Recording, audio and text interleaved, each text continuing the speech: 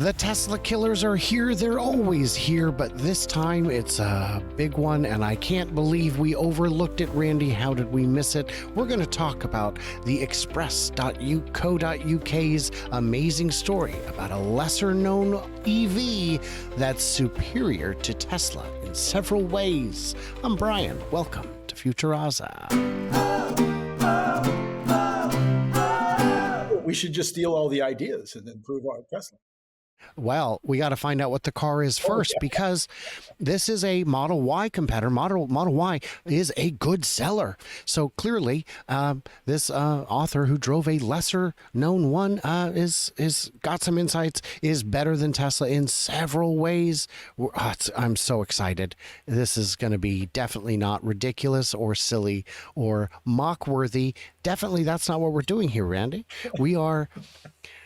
I'm here for the mission, so I'm excited to find out what this is now. But let me just give you the headline, because this, we gotta take this seriously. I drove a lesser-known Tesla rival. It's a superior electric car for 3 reasons.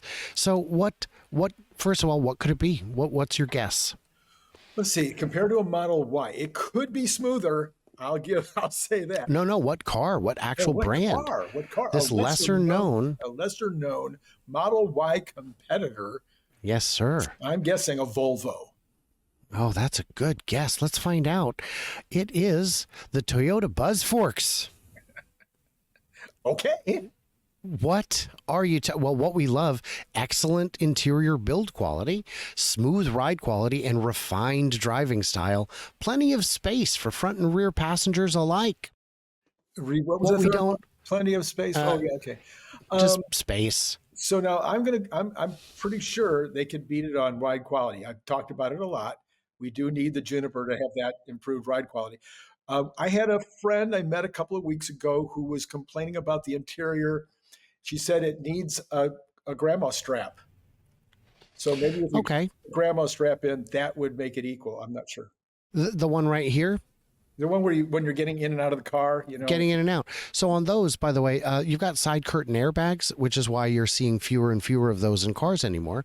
And here's what we didn't like. Only a few things. Styling is distinctive, but not universally loved, is a good way of saying it's an ugly duckling.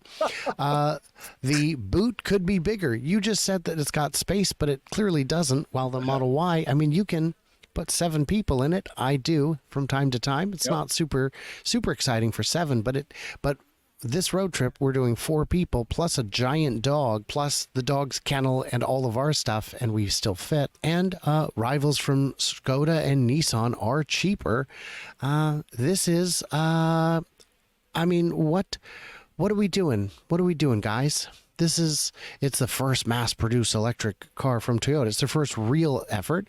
For a first effort, it's not bad, but from Toyota, I expect more. More. Other than a slightly bulky center console, it offers plenty of room. So other than that, plenty of room, nicely appointed with synthetic leather and hard-wearing cloth. And the thing is, I thought, surely this must be a joke. But I went ahead and did a little search here for Toyota BuzzForks better than Tesla.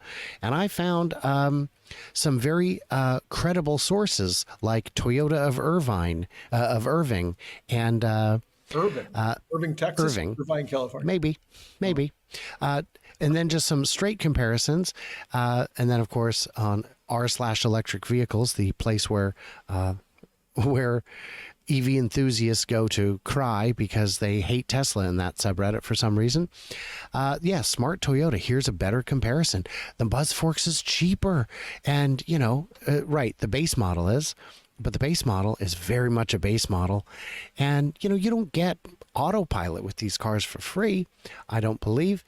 And it's not a good car. It's not a good car. I always ask the question at the end of the day, if it was really close, it was a close battle, and the buzz for whatever it's called, the Toyota car does not have farts.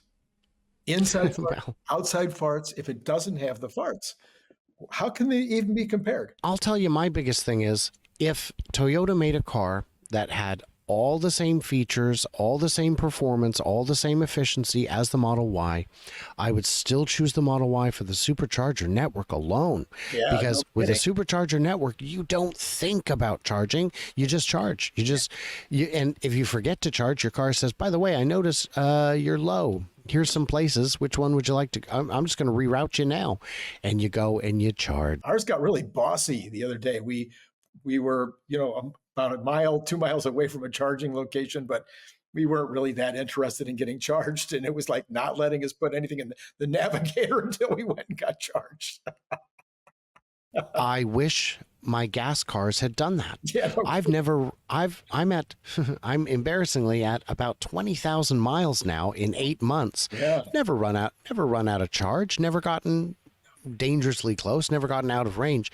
I've run out of gas in cars before just because you don't think about it and you never leave home with a full tank I drove unless Jaguars. Yeah, I drove Jaguars for a you're while stealing. with 2 tanks. It still ran out. Wow. Wow. I didn't That's hard. realize Jaguars did that. That's I had a van and a pickup that both had a second tank.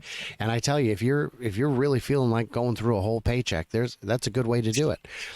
If if Toyotas were actually better cars for less money, Tesla would struggle.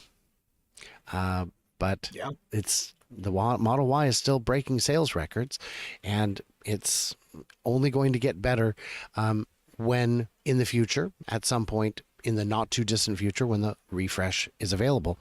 And yeah, we will see. I assume we will see the same refinements we saw with the Highland refresh. We will see a smoother ride. We'll see a quieter cabin.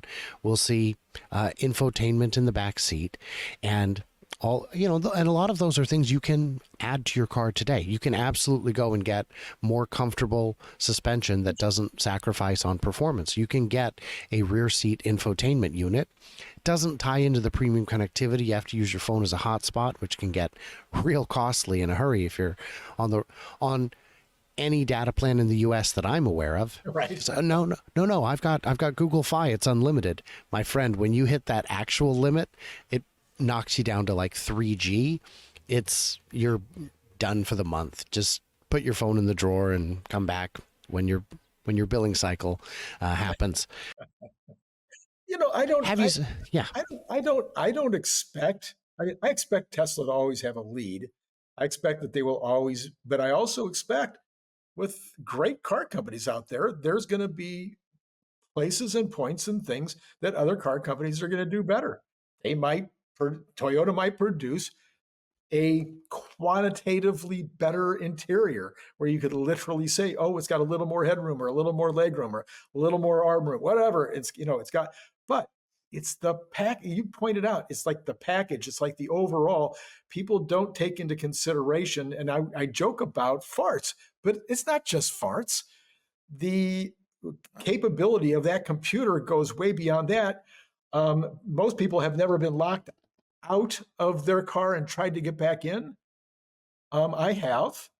And you get bum, bum, bum, bum, bum. I mean, it's this crazy song that comes on and tells you that you're in trouble. I This think you just hit on a great point, Randy, which is it's not that fart mode exists. It's that the team that brought you fart mode also does things like, you know what? I noticed one of the engineers said, I forgot to plug my car in last night. Wouldn't it be great if my car knew that I was at home and under 50% of my charge limit and pushed a notification to my phone to say, did you mean to charge? And we didn't pay extra for that. And other manufacturers would have said, that's a brilliant idea. Let's put it on the all new 2025 Toyota RAV4. And it would be essentially paywalled because nobody else does it like this. I can't go back to driving myself around, Randy. I've got a chauffeur now, and it doesn't, ask me for tips or anything. That's great. And I played the wrong yeah. music. Yeah, and to just have again the supercharging network just works. It just works. So all of those things, very exciting. I wait for the day when there are true competitors for the Model 3 and the Model Y. I haven't I haven't seen anything that I think rises to that level just yet. It will come. And of course, Tesla's a moving target. So Tesla won't be there. They'll be somewhere else. There is no Model 3 competitor today. Certainly not for the performance model. Anything we missed on this, Randy, or Well, are the you only other just as thing, excited? well, I always think the other side of the thing that people do need to take into consideration is when other car companies are providing a good value. So the quality of the car is good. It does what it needs to do. And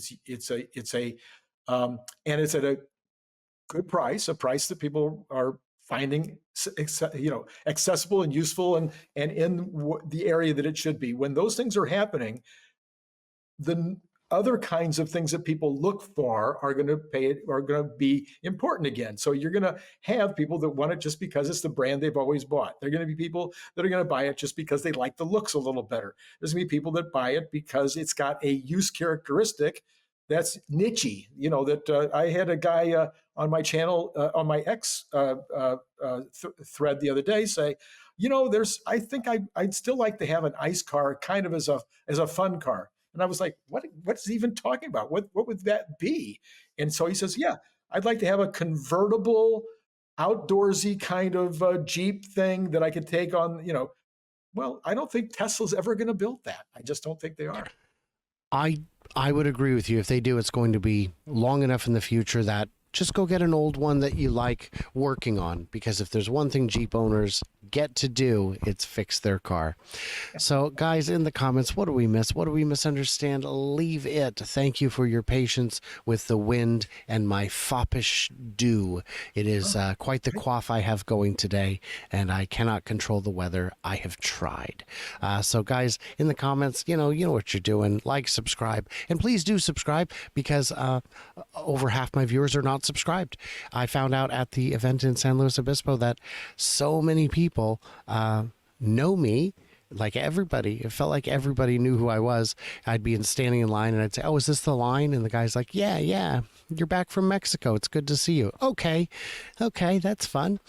So there's, so please subscribe. It's how YouTube knows to show the channel to people. It doesn't cost you anything, and it helps out a whole bunch. Appreciate it.